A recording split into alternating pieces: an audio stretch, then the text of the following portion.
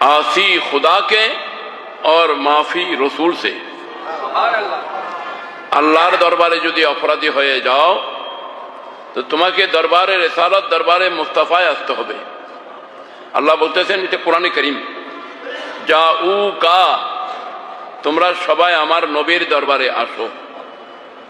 ওয়ালাউ আন্নাহুম ইযযালামু, अगर ये या रसूल अल्लाह सल्लल्लाहु अलैहि वसल्लम आपकी उम्मतें अपनी जानों पर जुल्म कर बैठे तो ये लोग सीधा आपके दरबार में आ जाएं।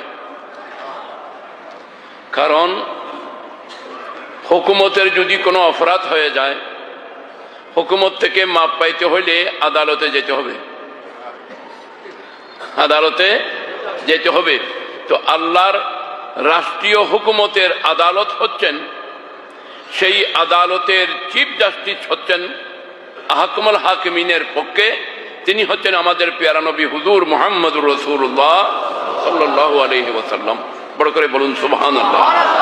আল্লাহ বলতেছেন, জাউকা, তারা যেন আপনার কাছে আসে। এখানে কোরআন কারীমের মধ্যে জাউ ফিল মদিনা বলেন নাই। মাগফিরাত পাওয়ার জন্য তাদেরকে মদিনা শরীফ আসতে হবে, সেই শর্ত লাগানো হয় নাই। বিষয় হলো, মদিনা শরীফ পৌঁছাটা প্রত্যেকের পক্ষে সম্ভব নয়। গুনাহ খাতা তো সকলের হয়, কিন্তু সবাইকে মদিনা শরীফ পৌঁছা সম্ভব নয়। এই কারণে আল্লাহ মদিনা শরীফের শর্ত জুড়ে দেন নাই। আল্লাহ বলেছেন আপনার কাছেই যেতে হবে। নবীর কাছে যাওয়া আর মদিনা শরীফ যাওয়া দুইটার ভিন্ন ভিন্ন ব্যবধান রয়েছে।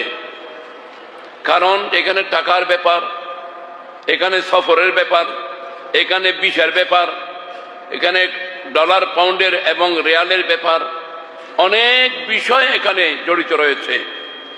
যারা সেই দরবারে মুস্তাফায় পৌঁছে যায় তারা তো বড় খুশনসিব, ভাগ্যবান। তারা বড় খুশনসিব, তারা বড় ভাগ্যবান যে দরবারে মুস্তাফা তাদের নসিব হয়ে গেল। কিন্তু যারা মদিনা শরীফ পৌঁছতে পারে না, তাদের জন্য ব্যবস্থা রয়েছে নবীর দরবারে হাজিরি দেওয়ার। সেই ব্যবস্থা কিভাবে? সুনা হ্যায় রহতে হ্যায় আকা ফকত মদিনে মে, এটা আমাদের শ্রবণের মধ্যে আছে। আমরা শুনে থাকি যে আল্লাহর নবী মদিনা শরীফে আছেন, রওজা মুবারক মদিনা শরীফে। কি শুধু মদিনা শরীফে আসেন এ কথা নয়, সমস্ত খুদাই বিশ্বের মধ্যে নবীজি আসেন।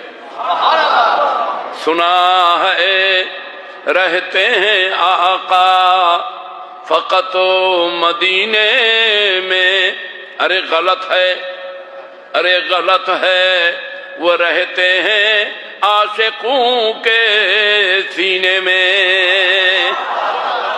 যাদের ইশক প্রেম ভালোবাসা মোহব্বত আছে, যারাই বলবে ইন্নী আতওয়াজ্জাহু বিকা ইয়া মুহাম্মদ ইয়া রাসূলুল্লাহ সাল্লাল্লাহু আলাইহি ওয়াসাল্লাম, ইয়া রাসূলুল্লাহ আমি আমার অবস্থানে বসে আপনার দিকে মুতাওয়াজ্জহ হলাম, আল্লাহ বলেন তুমি আমার নবীর সামনে হয়ে যাবে। ইন্নী আতওয়াজ্জাহু বিকা ইয়া রাসূলুল্লাহ, আমি আপনার দিকে মুতাওয়াজ্জহ হলাম, এটা বলার সাথে সাথেই আল্লাহ বলেন আমি তোমাকে আমার নবীর দিকে মুতাওয়াজ্জহ করে দেব, নবী তোমার দিকে মুতাওয়াজ্জহ হয়ে যাবে। তো আল্লাহ পাক বলেন যখন তুমি আমার নবীর দরবারে যাবে, ফাস্তাগফিরুল্লাহ, আল্লাহর দরবারে তোমার গুনার মাগফিরাত কামনা করবে। এক নম্বর শর্ত। দ্বিতীয় নম্বর শর্ত হলো ওয়াস্তাগফির লাহুমুর রাসূল, আমার প্যারা নবী তোমার মাগফিরাতের জন্য আল্লাহর দরবারে রিকমেন্ডেশন করবেন, সুপারিশ করবেন। কথা বুঝে গেছেন? যদি আল্লাহর কাছে গুনাহ মাফ চাওয়া হয়, আল্লাহর প্যারা নবীর যদি সুপারিশ হয়, নবী করিম